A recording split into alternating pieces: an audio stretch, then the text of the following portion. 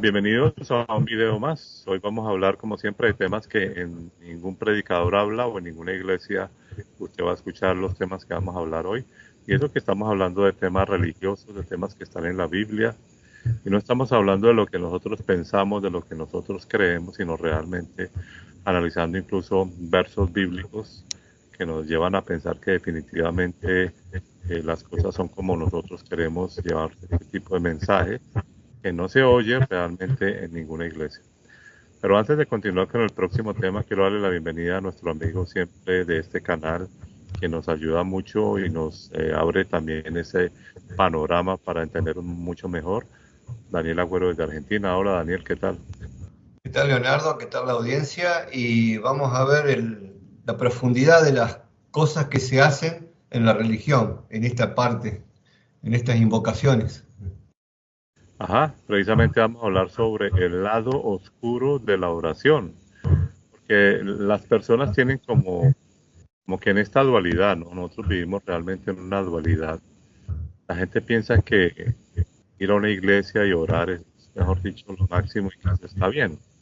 De hecho, empiezan a involucrar a sus hijos que ni siquiera tienen la edad para preguntarles si realmente ellos quisieran ir allá, no los dejan ni siquiera investigar cuando sean más grandes, sino que una vez los llevan a ciertos sitios donde los ponen a alzar las manos, a orar, a hacer una cantidad de cosas.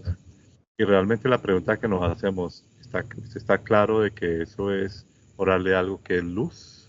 ¿Está completamente convencido de eso? ¿O sencillamente lo está haciendo por una tradición o porque se cree que eso es positivo? Pues bien, sobre eso es lo que vamos a hablar hoy precisamente en este tema. ¿Qué nos podrías tú decir, Daniel, al respecto? Y que cada vez que uno empieza a orar o a invocar, lo que uno está haciendo básicamente es espiritualmente, lo que uno hace es una comunicación espiritual. Y en el lenguaje, si uno se pone a estudiar, ¿qué es eso? Es abrir un portal espiritual, es abrir un portal dimensional hacia un mundo invisible y, por decirlo de alguna forma grotesca, desconocido, porque realmente no sabemos lo que la persona está invocando. Uno imagina la foto o la figura o lo que sea de lo que está invocando, sea la religión que sea. eh, la persona empieza a invocar, a invocar, a invocar a ese ser que tiene en su imaginación, pero realmente no sabe lo que está invocando. Sí, y si nosotros podemos hacer un análisis para empezar a entender esta parte de la oración, es que cuando ustedes saben que, bueno, la mayoría de creyentes no piensan en, solo se basan en el Nuevo Testamento y que, bueno, que la ley fue abolida y, bueno, creen una cantidad de cosas que realmente no son correctas y que las hemos hablado. Pero si hacemos un paralelo de los dos, del libro del Tanakh o de la Antigüedad, lo que llaman Antiguo Testamento con el Nuevo Testamento, vemos que hay una gran diferencia. La gran diferencia es que en el pasado, o en esa época del Antiguo Testamento, no, los hombres realmente no oraban. Lo que hacían era supuestamente, con la palabra que utilizaban era consultar a Jehová, ¿no? Y en este caso, cuando Moisés tenía todas esas travesías y todo ese cuento que hemos hablado, y que supuestamente trajo los 10 mandamientos en el desierto, y bueno, toda esa matazón que hubo ahí. Bueno, eso ya hemos hablado de esos videos. Yo le invito a que usted mire todos los videos que hemos hecho para que entienda qué significaba, por ejemplo, el becerro para el pueblo de Israel, etcétera. Pero el hecho es que los hombres lo que hacían era consulta, o sea, en este caso los líderes del pueblo de Israel, que no era el pueblo de la humanidad, o sea, no es la humanidad, sino este pueblo pequeño que realmente nos han vendido como si supuestamente ese Dios fuera el Dios del universo y de todo lo que existe, cuando realmente no es así, sino es un Dios local, guerrero, y como era guerrero, era prácticamente que le hacían una consulta, ¿no? Bueno, ¿y qué hacemos con este muchacho que se porta mal, que no obedece a sus padres? Apedreen, ¿no? Que toda la comunidad salga y lo apedree. Eso eran las consultas que le hacían a este ser oscuro, ¿no? Y digo oscuro porque ya a estas alturas de este video ya sabemos que tenemos muy claro que es un ser completamente oscuro a que la gente adora en la actualidad. Entonces, basándonos en eso, la oración realmente no existía en el Antiguo Testamento. No existía. Lo que existía era sencillamente ir a consultar. ¿Y quién consultaba? Supuestamente un líder que era como intermediario entre Jehová y el pueblo. Eso como Moisés. Pero el pueblo en general no oraba. Eso empezó a ser un invento romano, ¿no? Con todo esto de la oración. Vamos a hablar por qué es un invento romano, por qué ellos empezaron a hablar sobre ese tipo de cosas que realmente en el pasado eran solamente una consulta. ¿Qué más tendrías tú para decir al respecto? Sí, por un lado sería una consulta de un determinado líder y los otros tenían que acatar la orden de ese líder, de ese profeta. No olvidemos que el profeta era un símbolo de terror, porque atrás del profeta siempre venían cosas malas o decisiones de este ser que invocaban, llamado Jehová, y mandaba a matar pueblos, mandaba a masacrar personas, o se lo consultaba, pero más que nada era todo algo ritualista, porque para invocarlo a esta entidad había que hacer sacrificios. Eso nunca perdamos de vista eso, que cada invocación que hacían, cada portal que abrían para poder invocar el nombre de este ser, o sea, de Jehová, Jehová era un Dios de una sola raza, de la tribu de Israel. No nos olvidemos tampoco de eso, porque en el final de varios libros habla de que este Dios, autoproclamado Dios, tampoco era un Dios, pero este ser autoproclamado Dios de Israel no era un Dios planetario, por un lado. Por el otro lado, había que matar animales. O sea, nadie se podía presentar adelante de Jehová sin sacrificio y sin sangre en las manos. Que eso lo podemos ver una réplica en el Nuevo Testamento con el sacrificio, entre comillas, de su hijo. Todo con sangre, todo con una invocación y un ritualismo. Y ahí termino esto ahora cortito. Todo lo que incluye un ritualismo es una invocación a seres imaginarios, seres que no se sabe realmente qué estamos haciendo o a quién, o sea, nosotros mentalizamos de que estamos invocando a tal entidad o a tal Dios, entre comillas, pero realmente no se sabe qué es lo que... Y después vienen las consecuencias, porque si no, el planeta sería una maravilla, porque todos salen a predicar, todos se convierten, todo sería un oasis. Y cada vez que uno prende el noticiero, no sé, yo no encuentro ningún oasis. Cada vez hay más guerra, muerte, pelea, destrucción, Ajá. enfermedades. Y digamos ir entendiendo esta parte de que el pueblo de Israel en la antigüedad no sabía lo que era orar, sino porque estaban dirigidos por un líder que solamente iba y consultaba a este ser llamado Jehová. El hecho es que cuando llega la parte del Nuevo Testamento, hay un versículo, Lucas 11, capítulo 11, se lee capítulo 11, no lo voy a leer ahorita, lo voy a explicar. En ese capítulo hay una parte donde los discípulos le dicen a Jesús, enséñanos a orar.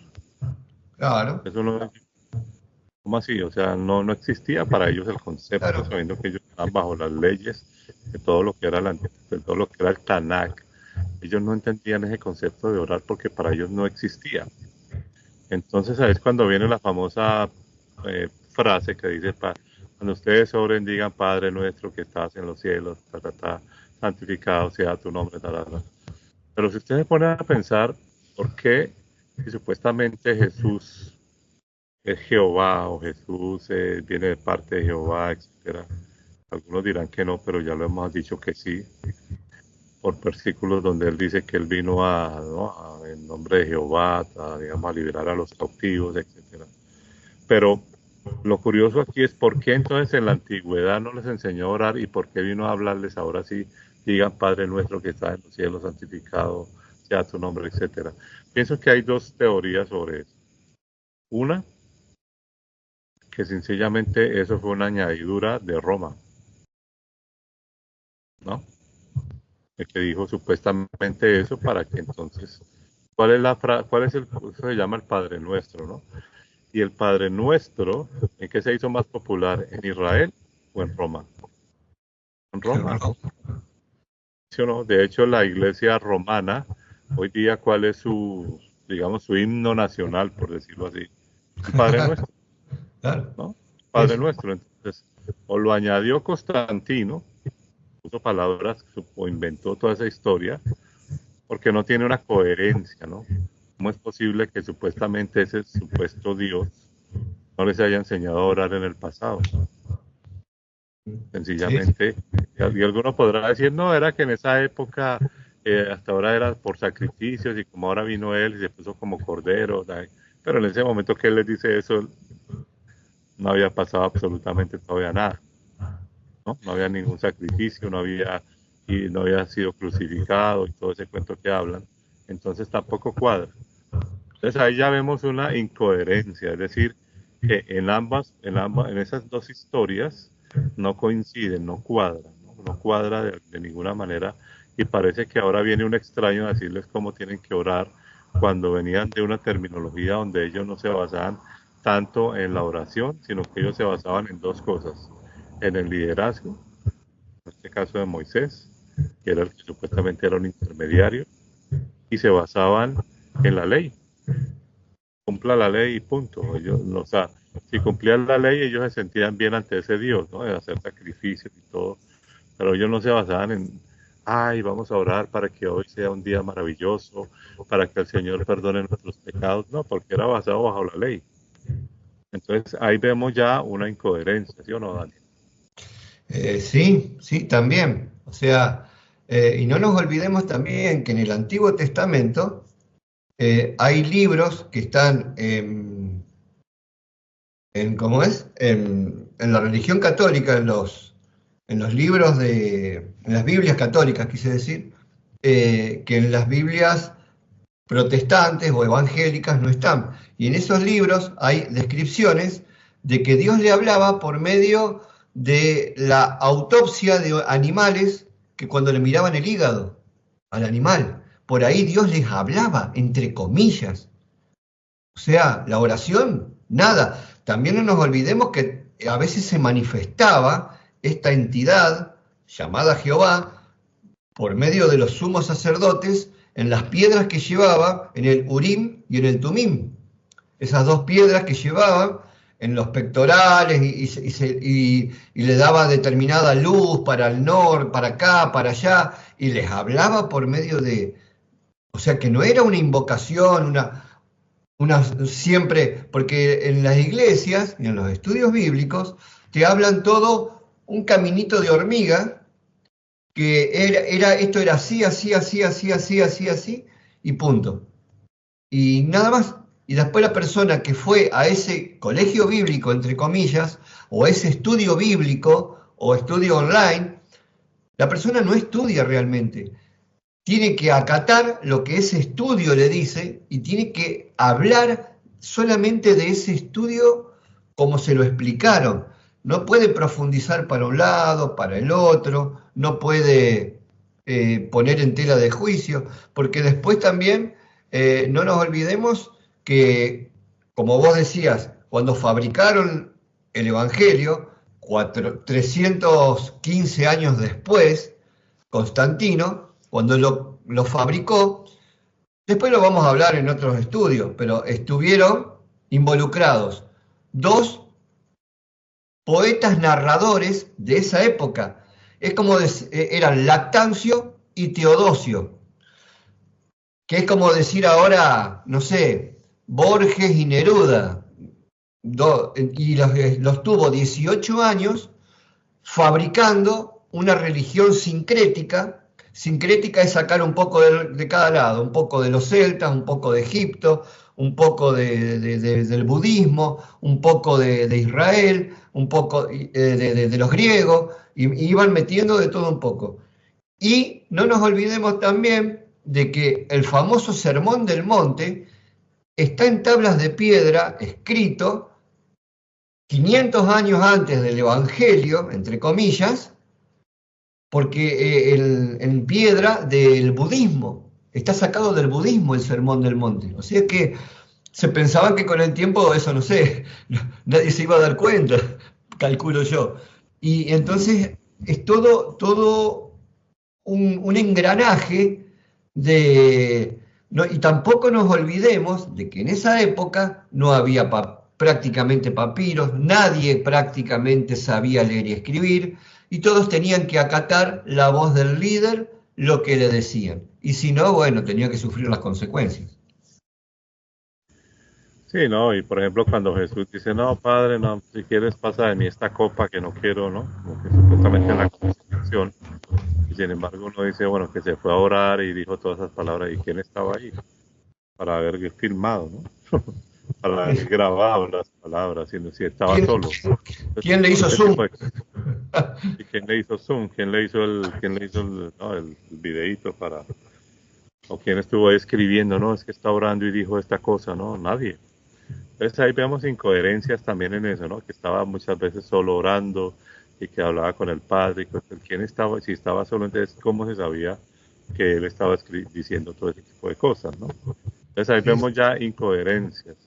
Ahora, contradicciones, ¿por qué? Porque si el pueblo de Israel no entendía, no sabía lo que era una oración, lo que ellos entendían era bendición y maldición. nada más. Lo quiero explicar para que más o menos lo entiendan.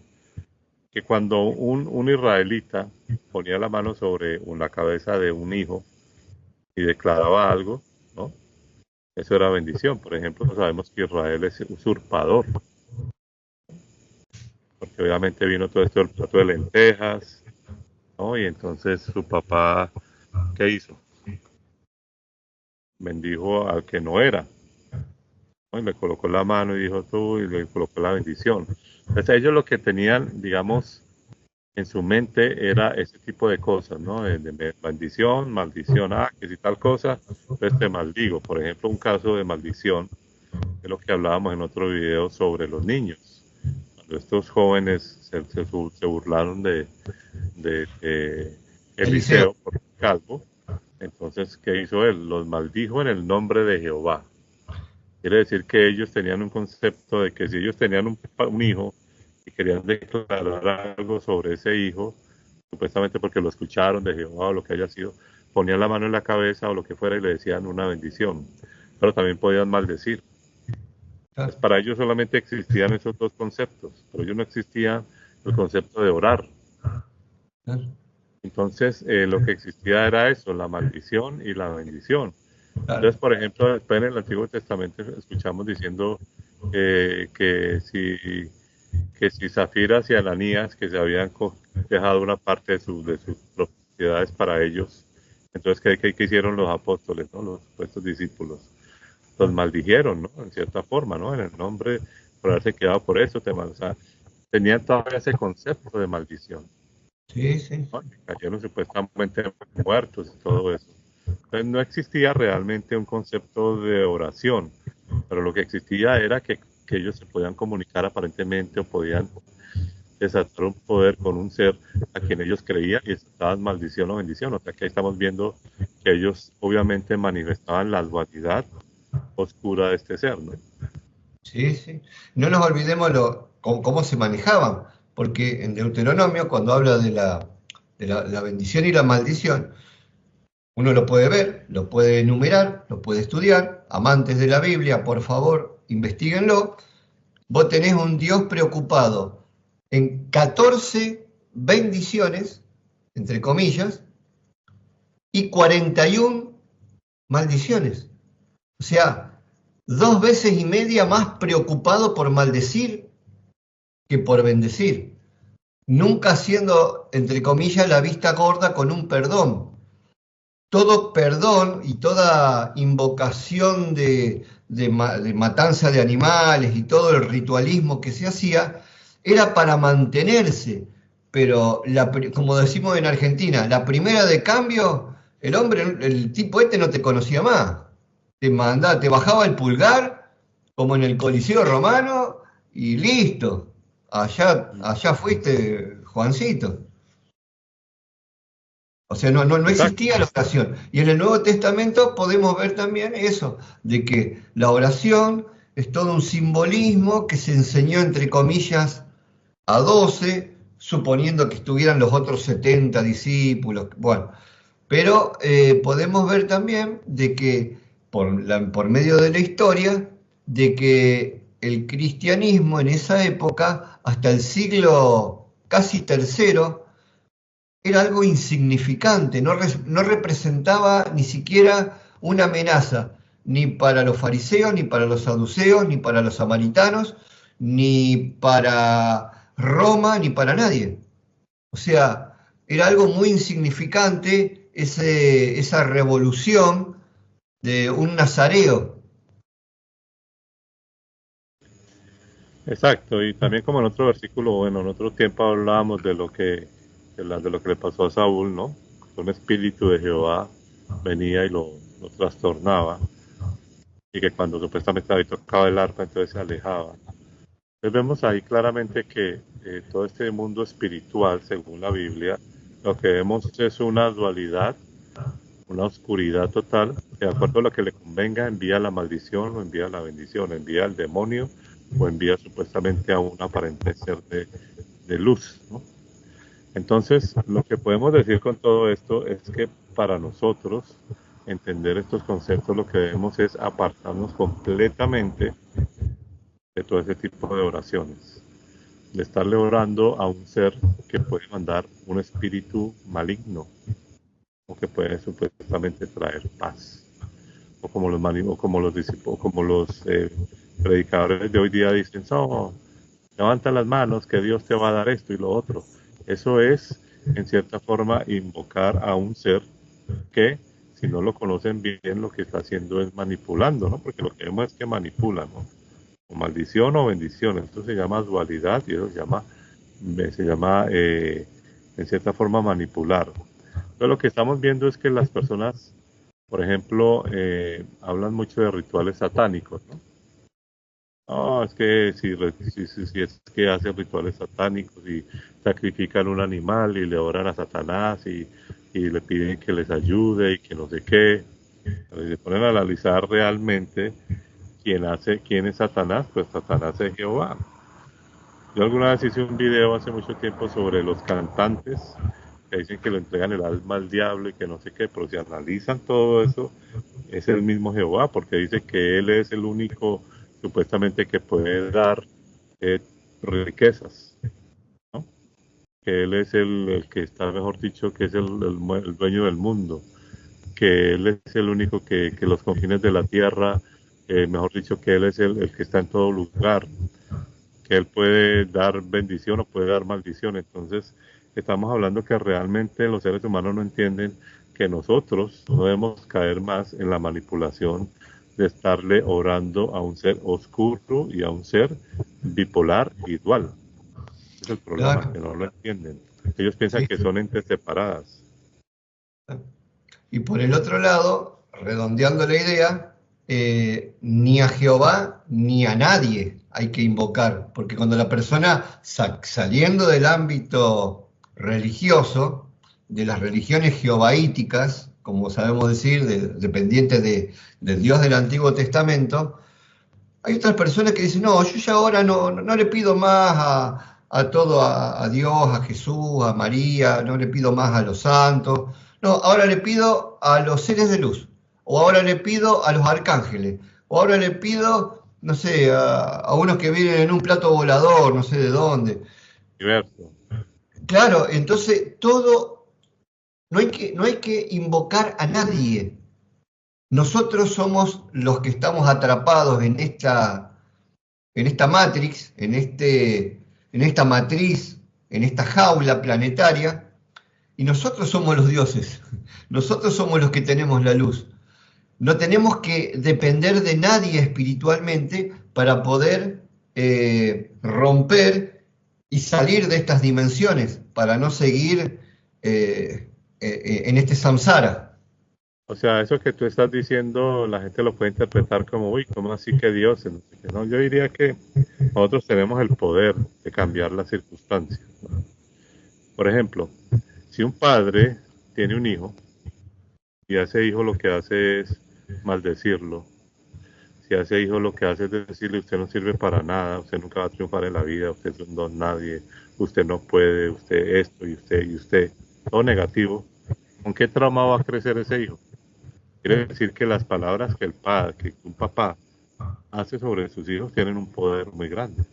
Pero si yo le digo todo lo contrario, le digo, no, mira, yo vas a ser, estoy orgulloso de ti, todo lo que tú haces es excelente, vas a ser un gran estudiante, vas a escoger la mejor carrera, vas a salir adelante, vas a ser un hombre o una mujer exitosa, vas a ayudar a otras personas. O sea, si yo empiezo a hablarle de ese tipo de personas, de ese tipo de cosas, pues él va a crecer con otra mentalidad, ¿no? Entonces, ¿qué quiere decir cuando hablamos de que somos dioses o que somos poderosos? De que somos nosotros los que estamos aquí y que los que somos los que podemos cambiar las circunstancias de nuestro entorno sin necesidad de utilizar algo que no conocemos, algo supuestamente que creemos que es bueno, pero a la vez es malo, ¿no? Que si nosotros llevamos, no es que yo llevo a mi hijo a la iglesia pequeñito para que él crezca en la doctrina, porque creo que estoy haciendo algo positivo, y lo que estoy haciendo es completamente algo negativo, porque estoy librando de la posibilidad de que él crezca, él pueda analizar, él pueda tomar sus propias decisiones en un futuro, en qué es lo que va a hacer, en qué es lo que va a creer, pero ya le estoy supeditando a lo que yo creo. Entonces ya estoy generando en él eso, no, voy a orar por mi hijo esta noche y voy a decir, no tienes que orarle a nadie.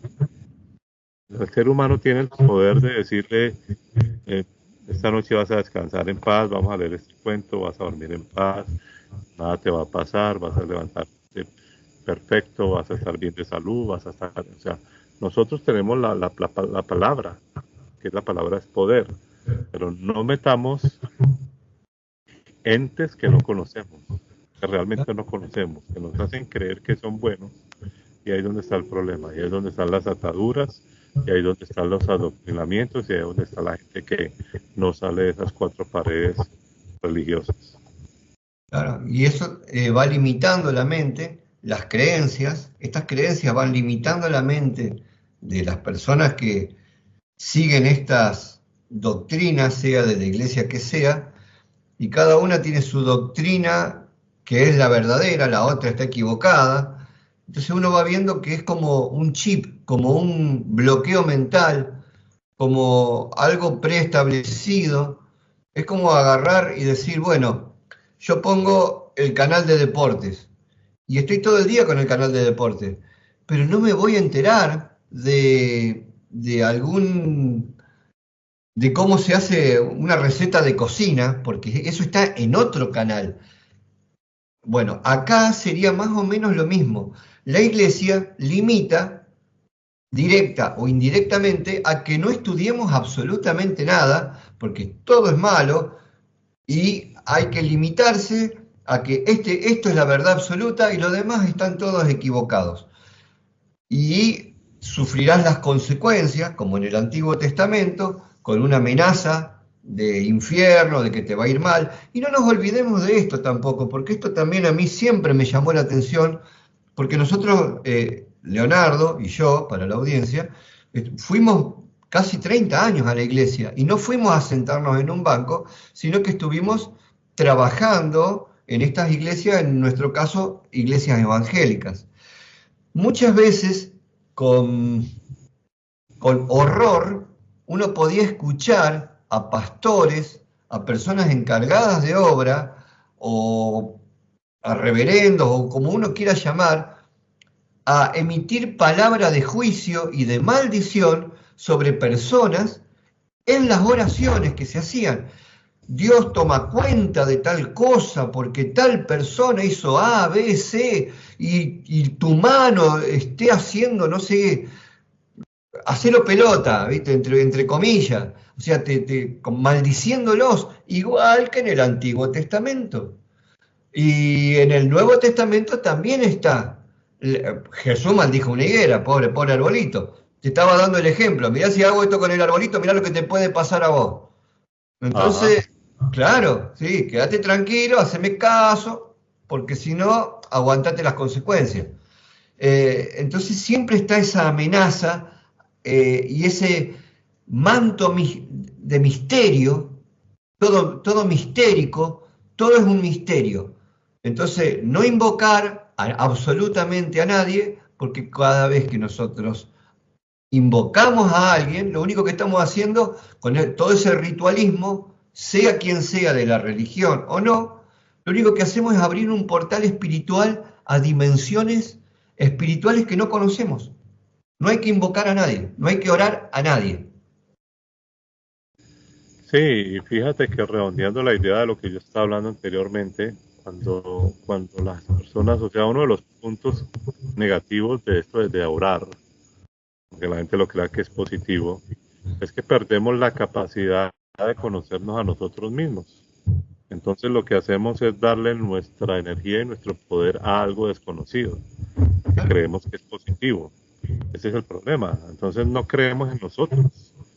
Y el problema es que lo que nos quieren tratar de meter todas estas entidades a través de todas las religiones es que usted no crean, que la gente no crea en ellos mismos.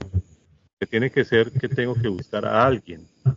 Dependiendo, siempre dependiendo Tengo de que algo. ser dependiente para poder decir que puedo buscar a alguien y no entiendo la capacidad que yo puedo tener porque ellos no quieren que conozcan el poder que tenemos nosotros. Entonces, por Sí, eso es que cuando, lo que poniendo el ejemplo otra vez, de que cuando un padre o unos padres maldicen a sus hijos, es decir, no le dan una buena palabra, sino que le dicen, usted no sirve, usted no sirve, no va a hacer esto, es porque ellos también recibieron lo mismo. Y eso se convierte en una cadena que lo que hace es que se transmite y se transmite. Y entonces, ¿qué pasa? Que cuando entonces viene alguien que está completamente destrozado porque emocionalmente tuvo una familia que con esas palabras lo anuló, lo destrozó, le trajo problemas psicológicos, etcétera, lo traumó. Entonces llega el predicador y le dice, no, pero es que Jesús te puede cambiar, Jesús te puede liberar de eso. Ahí está el engaño. ¿Sabes? Ese es el engaño, porque entonces creemos, no, entonces como mis padres o mi fulanito de tal me maldijo, o yo traigo un trauma, entonces ahora a través de Jesús voy a encontrar la libertad. Y ahí está claro. la trampa, porque no entendemos que lo que tenemos que hacer es cortar la supuesta maldición, pero a través de nosotros mismos. Que ahora que yo tengo un hijo ya no voy a repetir lo que hizo mi papá o mi abuelo no, ya no voy a hacer así. Ahora lo voy a cortar. Yo voy a tratar de hacerlo distinto. Voy a mejorar, voy a ser un mejor papá, le voy a dar buenas energías, le voy a transmitir positivismo. Y ahí yo lo corto para que la nueva generación no tenga el mismo trauma que pudo haber tenido esa persona y entonces ahí ya estamos hablando de algo completamente diferente. Sí, sí. Sí, sí. La persona termina dependiendo de un ser mágico que invoca y que ese ser mágico va a venir con una varita mágica a tocar y a solucionar absolutamente todos los problemas. Es más, yo ya en esa creencia, entre comillas, yo ya no tomo más decisiones. Las decisiones las toman las entidades por mí.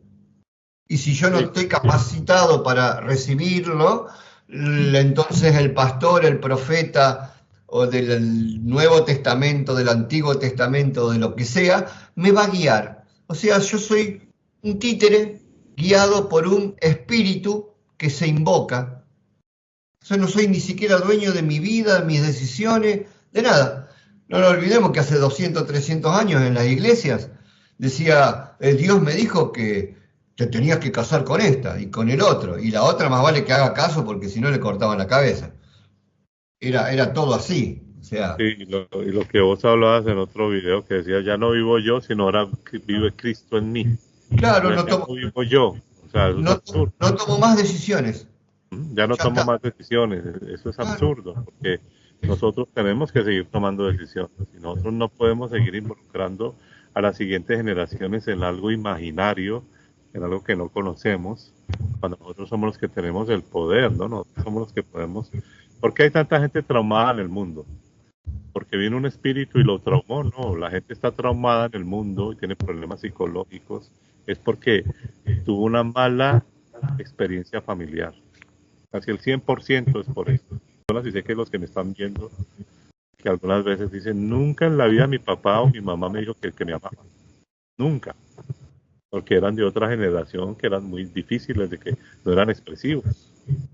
Entonces ahora usted va a hacer lo mismo con su hijo, ¿no? Por ejemplo, en mi caso, yo todos los días, todas las noches, cuando mi hijo se va, mis hijos, cuando mi hijo se va a dormir, me abraza y yo le digo, te amo, descansa, te quiero mucho, te amo, y él me dice lo mismo.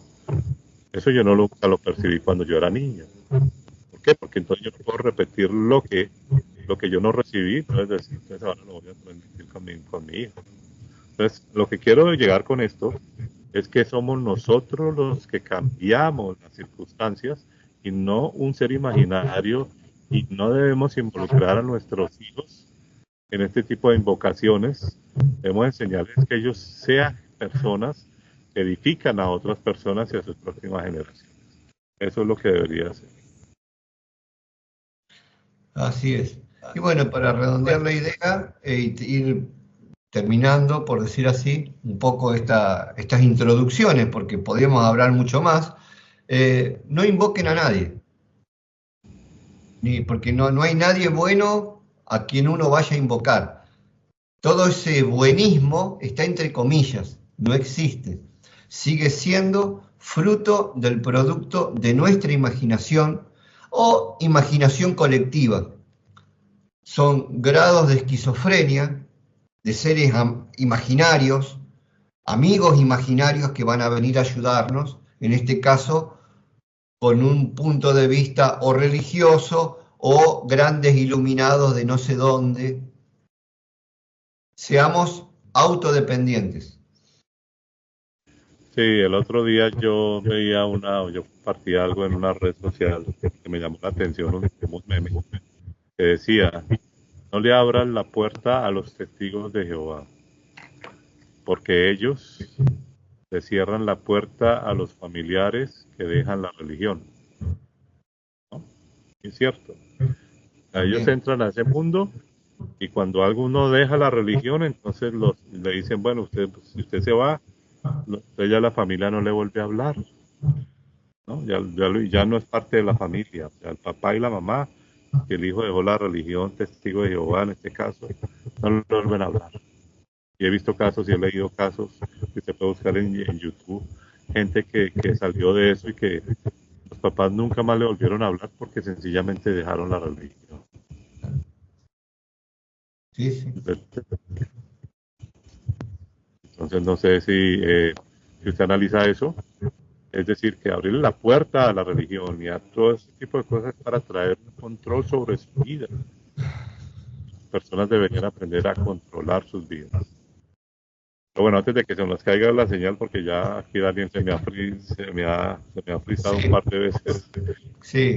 vamos a concluir ya. Entonces, lo que ya habías dicho es completamente cierto. No hay que invocar a nadie, no hay que entregarle Ajá. nuestra energía a nada que no conocemos.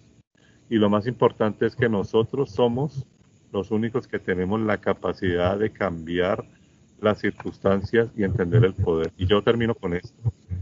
Hace unos tiempos yo también, en otro video, yo compartí, no sé si acá me va a dar el tiempo, no creo, pero si se los puedo poner al final de este video, de pronto se los dejo. Y es que en una clínica de China había una persona que tenía un tumor cancerígeno, o sea, un cáncer tremendo, ¿no? Y entonces aparecía en la pantalla el cáncer que tenía y todo, ¿no? Se veía como una cosa grande ahí. Y entonces todos estos doctores eran realmente practicantes. Empezaron a decir, en su idioma, ¿no?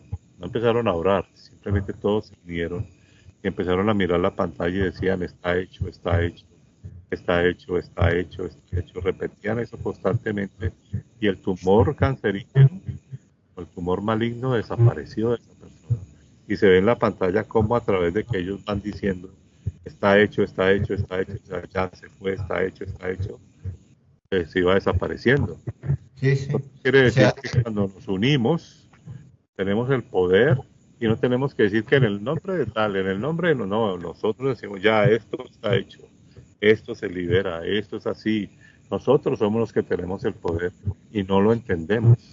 ellos, Nos distraen con eso de la oración y de invocar a otro ellos nombre. le daban la orden sin invocar a nadie. Ellos, como personas, le daban la orden a la enfermedad para que la enfermedad se vaya y la enfermedad se iba desintegrando y no quedó nada. Que en 5 minutos, fue 3 minutos, una cosa así. Está el video en YouTube. Sí, y yo de pronto al final de este video se los coloco, ese pedazo se los dejo ahí para terminar el video. Pero es eso, es que nosotros tenemos el poder y alguien o estas entidades nos quieren distraer para que no ejerzamos el poder y se lo demos a otras entidades. O sea, es increíble. ¿Sabes? A mí que me molesta, y lo digo ya para terminar, para que no me haga tan largo este video. A mí algo que me molesta mucho es que le o sea, matan a una cantidad de personas, ¿no? Por ejemplo, aquí en Estados Unidos ha pasado mucho eso, ¿no? En una escuela pasa una cantidad de cosas terribles. Y la gente dice, oremos, oremos. ¿Cuál oremos? Hagamos algo. Incluso yo una vez vi un director de básquetbol, un técnico que dijo, hoy no les voy a hablar de básquetbol, ni del equipo, ni nada. Le quiero decir es que hagamos algo para el control de armas. Hagamos algo. Ya es hora, ya no podemos decir que la gente siga muriendo, de que un joven siga comprando un arma, un rifle, lo que sea. Hagamos algo. Entonces, en lo que hay que hacer es algo, pero no, oremos por las familias, oremos por, o sea, a todo le meten oremos, oración, ¿de qué sirve? La ¿No? mente de oveja. Sí, La ¿de qué ovejita sirve? No, sumisa. oremos. Ah, que fulanito está, ¿no? Que murió el hijo de no sé quién, oremos. ¿Para qué? O sea, analicemos qué es lo que pasó, cómo vamos a solucionar la situación, por qué pasó esto. Todo el tiempo es oremos, creemos que podemos solucionar todo con supuestamente una oración, ¿no? O si le pasa algo a un líder por allá grande que se salvó de morir, ay, no, es que el Señor lo salvó. Y entonces, ¿por qué no salvó a la jovencita que un tipo raptó y le hizo de todo y la mató y la enterró? ¿Por qué no hizo nada? Ah, no, pero es que al líder que estaba por allá se salvó de una bala o se salvó de esto. Entonces, es que Dios lo guardó. ¿Y por qué no guarda entonces al resto de la gente, una jovencita inocente que le pasan una cantidad de cosas? Entonces, ¿sí me eh, entiendes? No hay coherencia. es muy un dios, entre comillas, muy Sí, acomodaticio acomodaticio. a las respuestas que yo quiero. Porque en los mismos libros, en los mismos papiros que él dejó, hay respuestas para todo. Si te fue para acá, pues fue para allá, siempre hay un versículo para justificar cualquier cosa. Exacto. Entonces, en fin, lo único que podemos decir es, por favor, conozca el poder que hay en usted y deje de estar buscando entidades, oraciones en el nombre de yo no sé quién, de Jesús, de Buda, de Krishna, de lo que usted quiera. Eso no sirve. Lo que sirve es lo que usted realmente haga con sus hijos, con su familia, con su entorno y entienda quién es usted, el poder que hay en usted. No sé, sigue, no, o sea, nos han puesto en un punto como de que no nos la creemos. No nos la creemos. Entonces ese es el problema. Tenemos que buscar a ver quién nos da una palabra que sí, porque yo no me la creo, ¿no? Entonces ahí es donde está el problema. Pero bueno, lo dejamos en este punto. Gracias, Daniel, como siempre, por tus aportes. Gracias a ustedes, gracias a la audiencia. Y si les gustó este video, no olviden compartirlo en las redes sociales, compártanlo. Esto es importante, esto no lo hablan en ningún lado, no lo hablan en ninguna iglesia, no lo habla ningún predicador. Compártalo. Abra su mente, no se cierre, no caiga en el fanatismo, entienda que usted tiene el poder realmente y está solamente en usted. Y también algo muy importante, no olvides suscribirte a nuestro canal de YouTube, dale click a la campanita para que cada vez que hagamos un video, YouTube les recuerde que estamos haciendo un video o que bajamos un nuevo video, que eso es muy importante. Creemos que o queremos que este canal crezca y se convierta en una comunidad de personas despiertas, de personas que realmente no se dejan manipular por las religiones ni por ninguna creencia. Así que nos vemos en el próximo video y gracias por ver este video. Muchas gracias. Adiós.